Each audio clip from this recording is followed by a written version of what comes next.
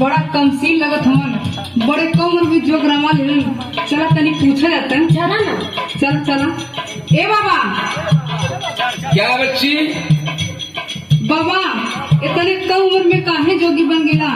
ई उम्र तो जवानी की मजा लेने के बाद और जोग होने के ना बा। अरे अरे अरे दूसरी लड़की, हम महात्माओं से जुबान लड़ाती है। हम बाल ब्रह्मचारी हैं, बाल ब्रह्मचारी। श्राप दे दूंगा, जलकर राख हो जाओगी। अलख निरंजन। ए बाबा, क्या है? रवा से एक बात पूछना चाहते हैं। क्या पूछना चाहती है? पूछा तनी। जल्दी पूछो, हमें हरिद्वार जाना, हमारा समय मत बर्बाद करो। काहे भैला पुजारी देला किस्मत बिगाड़ी।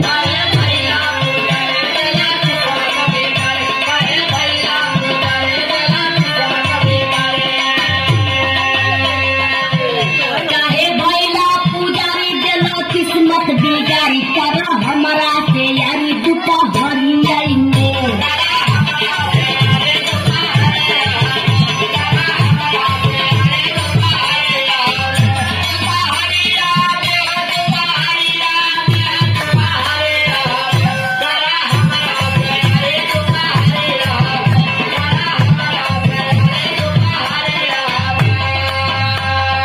हे दीनानाथ, ये राम राम की बेला कहाँ से आफत भेज देला।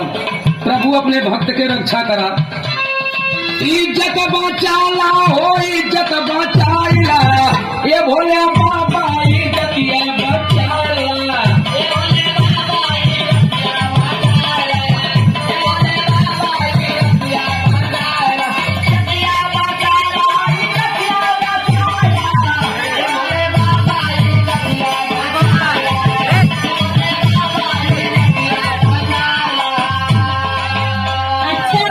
भोले बाबा के पुजारी बनता हुआ, भोले बाबा गवार हुआ। हम भोले बाबा का बचपन से पूजा करीला, लेकिन भोले बाबा के नहीं हाल देखा था।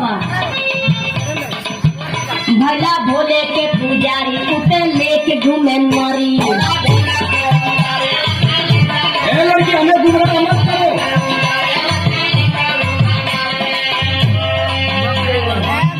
भला भोले के पुजारी उसे लेके घूमे नाई।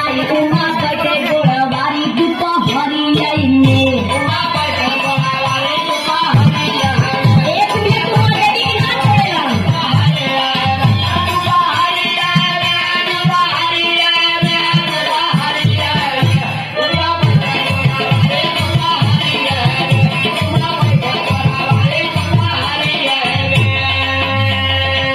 हमारे भगवान भोलेनाथ भी गड़बड़ है। हाँ, सुनो तो, अब हम भगवान भोलेनाथ की पूजा नहीं करेंगे। जानती हो किसका पूजा करेंगे? बताओ। इज्जत बचावा विष्णु भगवान आके।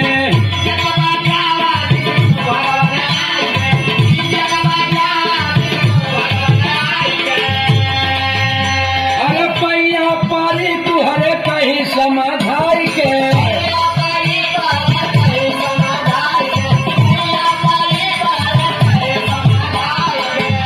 अरे पीछा छोड़ा दा हो, पीछा छोड़ाई दा, यही अफतिया से पीछा छोड़ा दा।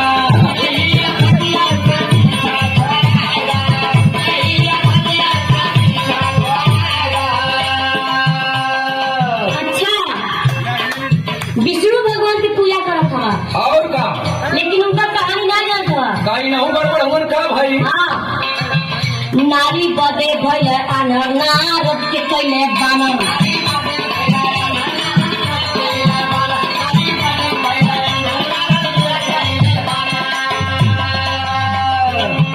नारी बदे भइले आनर, नारद के कैले बानर। गागर प्यार से घरे दुपा हरी जाएंगे।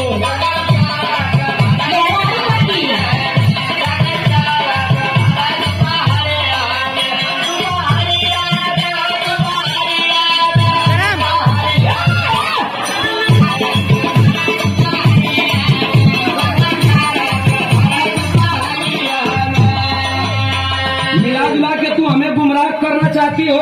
हाँ, हमारे विष्णु भगवान भी गड़बड़ हैं, तो अब हम हनुमान जी की पूजा करेंगे।